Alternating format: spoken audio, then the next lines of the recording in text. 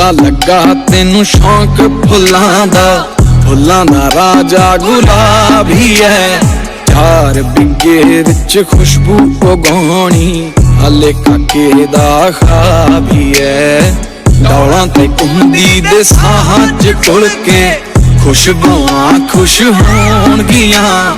उड्डा दुपट्टा देख के तेरा कोयलां भी गाने गाउणगियां।